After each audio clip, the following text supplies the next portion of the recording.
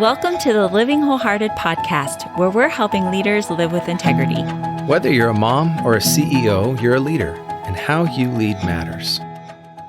Well, today I'm going to be by myself. I'm going to share a little bit about the history of Courageous, Being Daughters Rooted in Grace, the journey of the book, and why I wrote it. In light of Mother's Day, I'm going to be speaking specifically to moms, even though this book was written for all women, pretty much anybody who's ever been a daughter. It's really getting to the heart, the root of who we are as women and the needs that we all have. I'm going to walk through kind of common questions that I get as women have read this book and have been surprised. I had a woman who has never had children. She was in her late 40s, and she told me that this book spoke deeply to her, even though she had never had children. And yet, really the heart of what this book came from was years and years of sitting with women in my counseling office. I would hear the heart, whether I was sitting with a 12-year-old girl, a 25-year-old trying to understand her identity, a 50-year-old working through recovery of betrayal, or, a 35-year-old mom trying to navigate her own fears in her parenting. Every mom would talk about how to deal with bullying for her girls, mean girls, or body image issues, or fear of her daughter being sexually abused because of her own story. And just as I've sat over the years with women, there were so many themes. I just thought, I wish we could all just sit in one big room and have a support group, really realizing that none of us are exempt from struggles.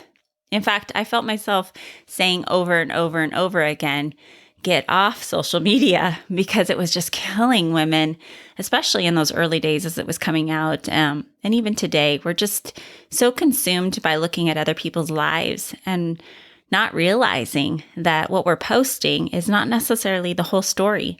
So the comparison game that us women struggle with is just so real. I talk about these issues in Courageous, and I really unpack it in light of my own story. Yes, I'm a marriage and family therapist and a licensed professional counselor. Yes, I'm the clinical director and am a business owner and have walked alongside many. But I also am a woman, and I'm raising two daughters. I'm raising two girls. They're now 11 and 13. And so as I was thinking about all the things that I was learning over the years, I'd come home and I'd be with my girls, and I realized they don't know me in the counseling room. They only know me as mom who has to discipline or makes dinner or, is kind of navigating what to wear to school and what do I tell them not to wear and when do I let them have their own choices. The normal things that moms struggle with. And I just realized that if anything, I wanted my girls to understand the depths of what I was learning in my office and what God had shown me in my own journey as I struggled with bulimia, as I learned that my identity was not founded in my performance and in what I do. And even though I do a lot, people will think, oh, wow, give you accolades, look at you, look at what you can do. I have worked really hard. That's kind of an oxymoron to say I worked really hard to not work hard. But I have brought all of that to the Lord. And He has really shown me at the core of who I am that I'm loved no matter what. And that's what I wanted for my girls. That's what I want for my clients. That's what I want for all my friends and their daughters. And so Courageous, I really just took all of the core root struggles that we have. And there's kind of this other epidemic that was happening at the time that I was really kind of asking the Lord about and just saying, okay, there are so many definitions out there of what a healthy woman looks like. And even though all of us might say we love Jesus, the confusion on what healthy relationships look like and what a strong woman might look like, the variety of definitions were huge. And so I didn't want to write a book about the fruit of our life. I wanted to write about the roots of our life. And when we are rooted in this confidence and knowing that God loves us, that we are known even when others don't really get us, that we can be resilient in the midst of storms, And that our courage doesn't come from us mustering up this sense of, I can do it.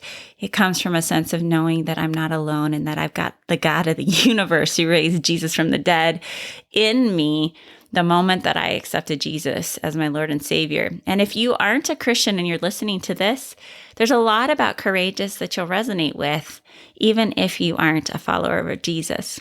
The truth is that I wanted my girls to know my story. I wanted my girls to know the story of a woman who's real, who's honest, who doesn't hide, and who presses into relationship and doesn't journey alone. That's what Courageous is about. So I wrote it for my girls. And then, along the way, we started these groups called Courageous Girls. And it really did start with my own two girls. I asked a few moms, friends of mine. You've heard the story before if you've listened to other podcasts. But I asked a few of them and said, hey, these girls are going to face a lot of real life, especially because we're going to public school.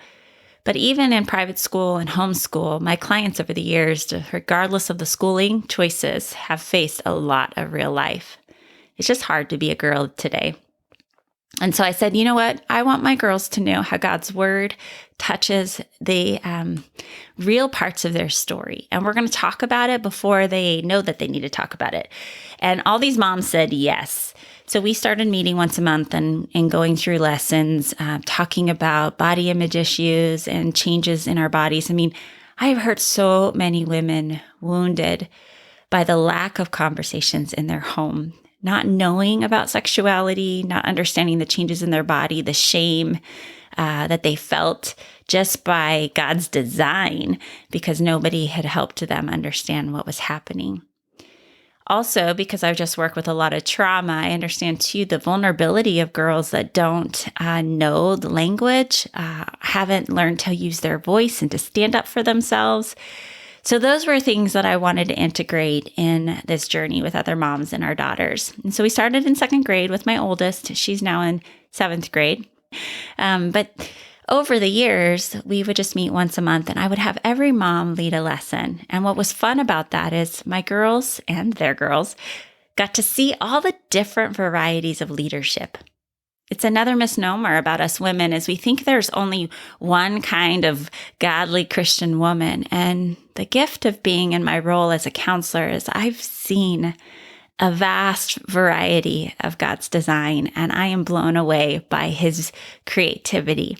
And I wanted my girls to see that. And granted, our small group, Courageous Girls group, does not give the vast variety of examples out there, but just based on our different wirings, our different stories, our different trainings, each of the lessons would come out a little different. It was really fun to see. Well, fast forward a few years, there were other moms who were starting these groups because they wanted to duplicate it. So we gave them the lessons. And then over time, there were more asks. And now we have groups all over the globe. This is not something that I started out of the gate saying, I'm going to do this. I was literally just really responding to the heartbeat of what I was seeing in my counseling office and what I longed for my own girls. So if you were to take Courageous and to read it with a few other moms, I wrote it or actually women in general. I wrote this so that you'd be able to maybe go a little deeper than what we're used to. I kind of got sick of being in book studies and Bible studies where we'd only go so far. And as a therapist, I've been accused, maybe even before I was a counselor, I've been accused of always wanting to go so deep. Don't talk to Terra. She's going to ask you deep questions. That's part of my wiring. I'm what's called an innovator, and I can't help it. I want to know the why. I want to know what's underneath. And so the depths of this book, it tells my story, my struggle with eating disorder. And I'll tell you the bottom line of most of our struggles. I don't really think that there's that much of a difference between someone who struggles with body image issues, someone who struggles with alcoholism, someone who struggles with their sexuality and using relationships as a means of finding their identity. I don't even think there's that much of a difference of using social media as a way to cope, because the bottom line is we struggle with our emotions. We struggle with knowing how to find comfort. And most of us, sadly, did not get the comfort that we had wanted or needed along the way. God designed us with emotions. And yes, as women, though we don't like the stereotypes, our brains are different than men. And the dynamics of our brains does make, and our hormones does make us a little more up and down in our emotions. Doesn't mean men don't have emotions. And in fact, that is a misnomer. And if you're raising boys or are in relationship with a man, they too have emotions and oftentimes have a hard time finding comfort. But the way we express them and the way we feel them, we have to be taught how to process them, how to deal with them. And so my struggle with bulimia, really, though I struggled with the curves of my body, I was not overweight. But what I struggled with was feelings of shame, feelings of disappointment. I even was angry, and I didn't even know I was angry. But these feelings that I would not know what to do with, and I would eat instead. And then I would feel enormous fear because I would eat too much. And with all the messaging of our culture, I would think I'm going to gain weight. And if I gain weight, I'm not going to be pretty, in that vicious cycle.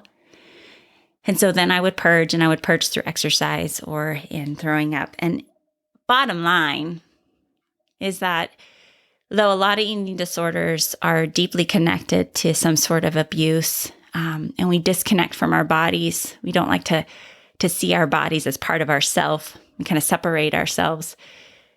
I think most women can relate to the idea that we struggle with our emotions and knowing what to do with them. And women who are listening to this and men who are listening to this and thinking, well, my daughter or my wife or my friend or myself, I'm not very emotional. I'm not maybe the typical woman. And I would actually say that that's probably related somewhat to your story, a little bit to your wiring, but a lot to your story. So courageous is this journey of how to process our wirings, how to see the delight in how God loves us and designed us, to be able to be confident, because a confident woman, she's a courageous woman when she can be confident in who God made her to be and then celebrate other women and don't see them as competition. I mean, that is a number one struggle for all of us women, is to see one another as competition. And where that leaves us is loneliness, and to not feel like we're competing against one another. And what are we competing for? I don't know. I take it back to the Garden of Eden, and maybe we're competing for man's attention, and it's part of the fall. I don't know what it is.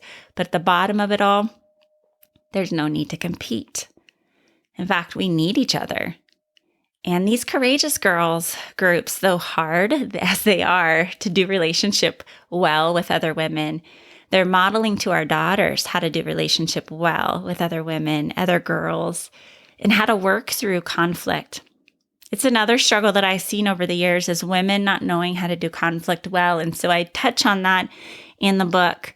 I mean, it's a lot. I cover a lot, but I'm keeping it at a level that feels tangible, where you can digest it and to have dialogue. And hopefully, if you read this with another woman, a mentor, a mentee, or a group of friends, that maybe you'd even weave a deeper friendship and start a more trusted relationship and learning more about yourself and about others. And if you were a mom, that you would begin to model to your girls and your boys a different way of being. Because ultimately, we can want for them to have great friendships. We can want for them to be courageous and confident and resilient and to have a voice.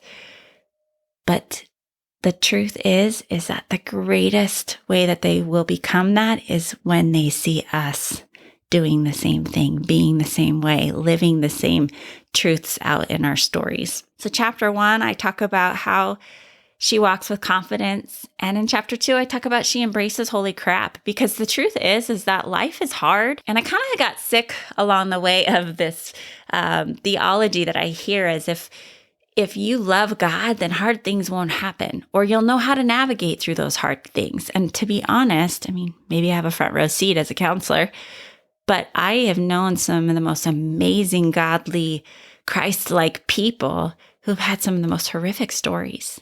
And that theology just doesn't line up. There's just a lot of hard stuff. So I unpack just that root lie that if we are godly or courageous, then hard things won't happen. And I would say the other thing, the reverse is true, actually.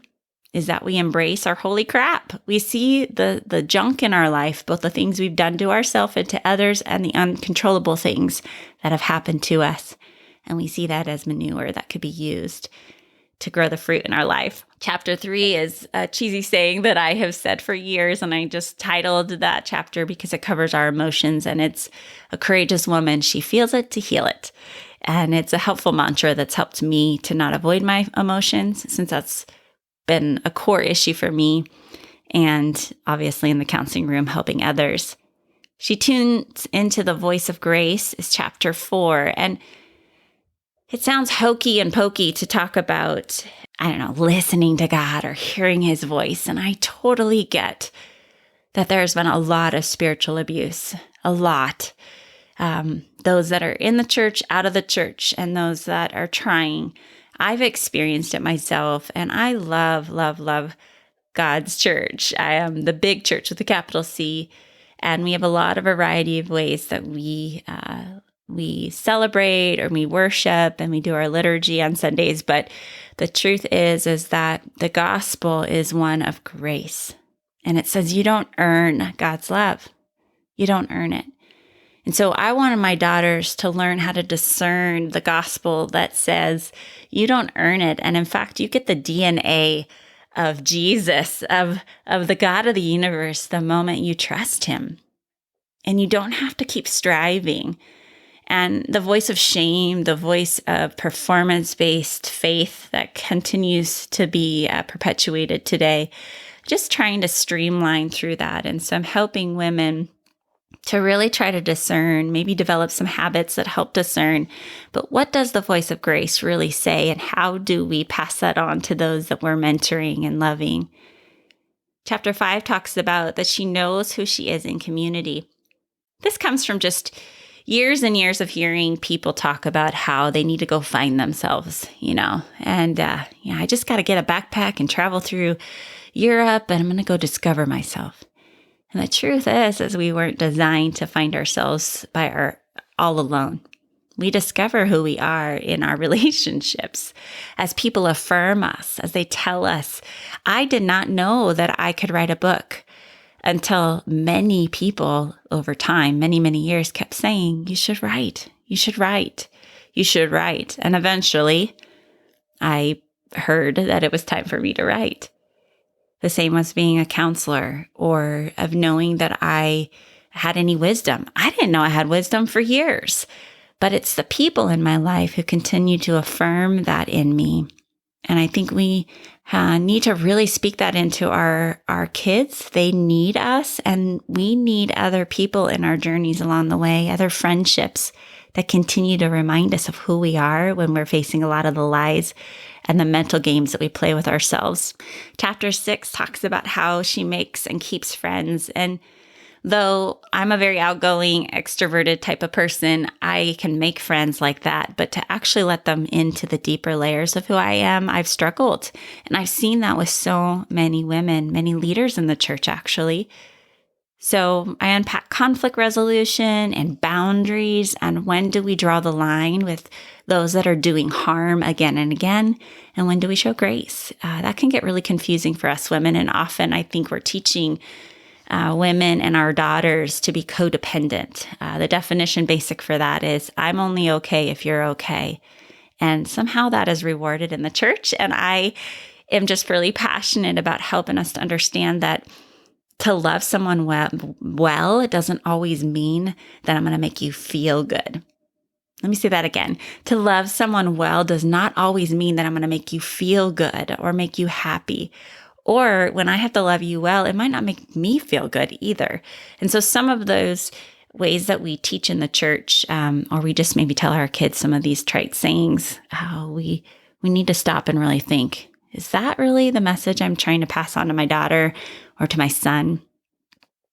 Chapter 7, I talk about that she's fearless almost. And there's this process of understanding anxiety and fears and how to navigate through those and know that to be courageous, you're going to have them. To be able to process the unimaginable things that have happened in our stories and I even talk a little bit about Catherine Wolfe and her book, Hope Heals, and she's got a new one, Suffer Strong, that and Catherine's going to be a part of a conference we're doing. We're just so grateful for her story of a woman who had one of the unimaginables happen, and she has really brought truth and hope and learning how to suffer well. So a courageous woman learning how to be fearless and not have to be over controlling about our lives to keep all the bad out, because we just can't. Chapter 8, I had the hardest time kind of cramming sexuality into one chapter, because really the truth is the entire book is about sexuality if I don't talk about it overtly, because knowing our identity and finding our voice and processing our feelings and understanding our minds and keeping track of our thought life, all of those are connected to our sexuality as well. But chapter 8 is she is his beloved. She knows she is loved, and she is not seeking that out in the inappropriate ways that we do sometimes, looking for love in all the wrong places. But she's not fearful of her sexuality either, and to be able to delight in what God has designed, and yet knowing that there's boundaries around it. And so I unpack that a bit. I explored just a tiny bit about gender identity, sexuality, and what in general is healthy and not healthy, even from a clinical worldview and less of from a moral stance, but just what we understand breeds healthy relationship, and how to really talk and process more with our daughters. And we do a lot of that in Courageous Girls. She Dreams Big is chapter 9. And, I'm a dreamer, so it comes easy to me. But what I've learned over the years of working with those in trauma is that it's really hard to dream. It's hard to believe that something good can be on the other side of this when we've had so much harm happen. And so learning how to move beyond our pain and to step into dreaming. But the other piece that I've noticed is that women don't tend to dream very big for themselves. I know the generation we're changing, and this younger generation is definitely seeing that they can really do anything because of the internet and the American Idol kind of phenomenon that's happened with reality TV. But the truth is that deep down inside, many women really get stuck in the ordinary moments of their life, and they're focused just on making meals and getting their kids to soccer games and have forgotten about the dreams that they once had. And so kind of unpacking both sides of that. One is, if that's your dream, then that is amazing. Delight in that. I mean, I have a couple friends who lost parents really early on, and so their dream was to just have a safe home. And they are putting and pouring their entire lives into that home. And that is the call on their life. And that family is a light to so many. And so to know that those ordinary moments are a beautiful part of our dreams. And yet there's many others who feel stuck, like that's all there is to them. And so this chapter is to help us unlock a bit of that part of who we are, that God had already planted in the DNA of who you are. In Psalm 139, he says that he wove us, he knit us together in our mother's womb, and he already knows the days ahead. And so there were dreams that he put inside us, so helping us to discover those. And then I end with the final chapter on practicing rhythms of rest. I want to be able to not just be a driver, but to be able to be okay with being. We're made to be human beings, not human doers. Some people have said that. And the truth is learning how to have rhythms in our life is really important. And so I work with leaders, and so a lot of drivers and a lot of people that do. But I would just say women in general, we're just caretakers, and we're not really good at resting. So learning how to rest, learning how to be bored, learning how to play, we can get pretty serious. And those of you that are listening that know how to play, we need you. We need you, especially as adults who know how to play. But to be able to play with our kids, to be able to have time to rest, to teach our kids how to slow down and know that being on a schedule every day of the week is not good for us.